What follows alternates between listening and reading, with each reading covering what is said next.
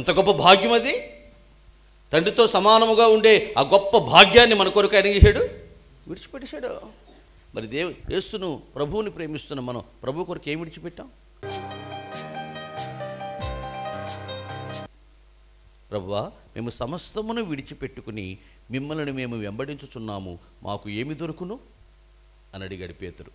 ఇశ్రాయేలు 12 గోత్రాల వారికి తీర్పు తీర్చే అధికారము, ఆధిపత్యము, సార్వభౌమత్వము మీకు దొరికిన వీటన్నిటితో పాటుగా నిత్య జీవం మీకు దొరుకుతుందన్నాడు. ఎందుకంటే మీరు సమస్తమును ఏం చేశారు? విడిచిపెట్టేశారు. మనం ఏం విడిచిపెట్టుకున్నాం? సనాతన సాంప్రదాయాలు, అనాగరిక ఆచారాలు, పితృపారంపర్యమైన వ్యర్థ ప్రవర్తనలు విడిచిపెట్టామా? కులాన్ని విడిచిపెట్టామా? గోత్రాలు విడిచిపెట్టామా? మరి కనీసం కార్తీక దీపాన్ని విడిచిపెట్టామా? కనీసం అమ్మా, ఎవడైనా లోకమును ప్రేమిస్తే వాడిలో దేవుని ప్రేమ ఉండదు. ఒక వరలో 2 కత్తులు ఏమడవు.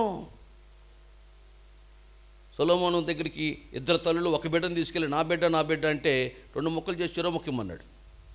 వద్దయ్యా అంది కన్న తల్లి, ఇస్తే నాకు ఇవ్వండి, లేకపోతే ఆమెకి ఇవ్వండి. అంతేకాని 2 ముక్కలు చేయొద్దు. కన్న తల్లి కన్నా ప్రేమ గల దేవుడు అన్నాడు, మీ హృదయాన్ని 2 ముక్కలు చేయబాకండి.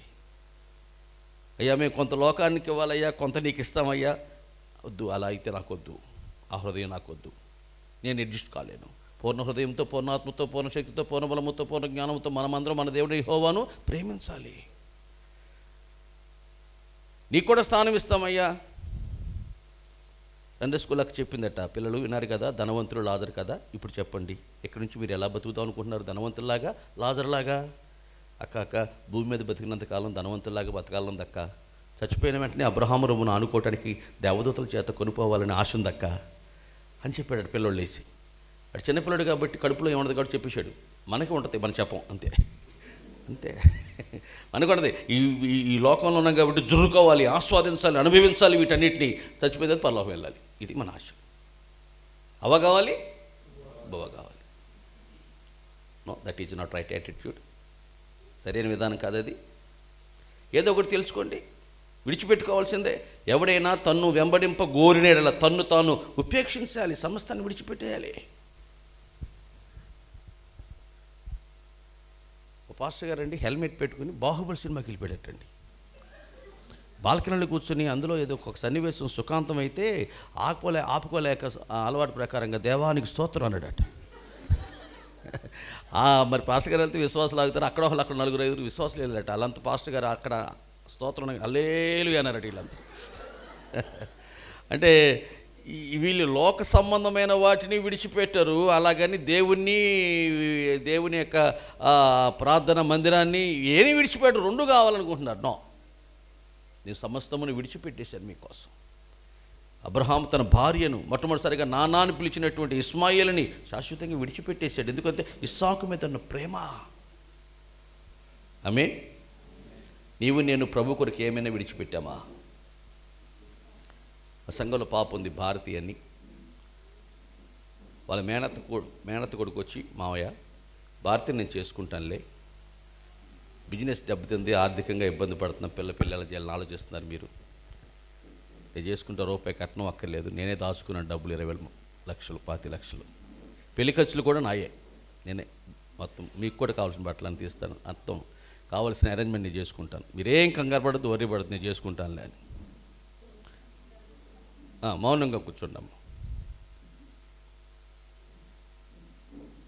ఆ పాపంది, బావా మీకు చదువు ఉంది, అందం ఉంది, ఐశ్వర్యం ఉంది, ఇల్లు వాకిలి కారు అన్నీ ఉన్నాయి, కానీ క్రీస్తు లేడుగా, క్రీస్తు యేసు రక్తంతో మీరు కడగబడిన వారు కాదుగా. మా నాన్నగారు ఆటో డ్రైవర్కి ఇచ్చినా చేసుకుంటా, మా నాన్నగారు సైకిల్ మెకానిక్ ఇచ్చినా చేసుకుంటా, రక్షణ పొందిన వ్యక్తిని మాత్రమే నేను చేసుకుంటాను బావా అందండి. ఏం విడిచిపెట్టిందా పాప? ఐశ్వర్యాన్ని విడిచిపెట్టింది, బంధుత్వాన్ని విడిచిపెట్టింది. అందగాడు చదువుకున్నవాడు రూపాయి కట్నం లేకుండా వచ్చి చేసుకుంటానని ఆయనంతటికి ఆయన వస్తే నాకు ఇవి ముఖ్యం కాదు, నాకు దేవుని వాక్యం ముఖ్యం. ఎవడైనా నన్ను ప్రేమిస్తే వాడు నా ఆజ్ఞ గైకుంటాడు. నా ఆజ్ఞ గైకొనటమే నన్ను ప్రేమించడం అంటే, అంతే తప్ప ప్రేమించేదన్ మ్యాచ్ అవట్లా నీ పాటకి నీ బతుకి. అసలు ఇలాంటి పాటలు నాకు వినబుద్ధి అట్లా తెలుసా అన్నాడు. ఆమోస్ గ్రంథం 5వ అధ్యాయంలో. పిచ్చి పాటలు ఆపుతారా అన్నాడు. ఈ ప్రేమించే వాళ్ళైతే, అధికంగా ప్రేమించే వాళ్ళైతే మీరు లోకాశల్లో ఎందుకు చిక్కుంటారు? లోకాశలు ఎందుకు ప్రేమిస్తారు? విడిచిపెట్టాలి.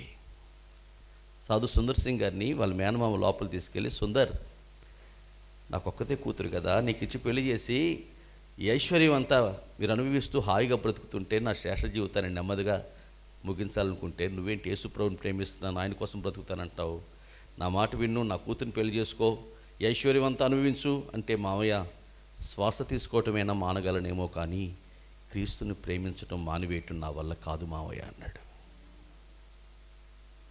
మీరు ప్రయత్నిస్తున్న వినియోగదారులు ప్రస్తుతం ఏమీ స్పందించట్లా.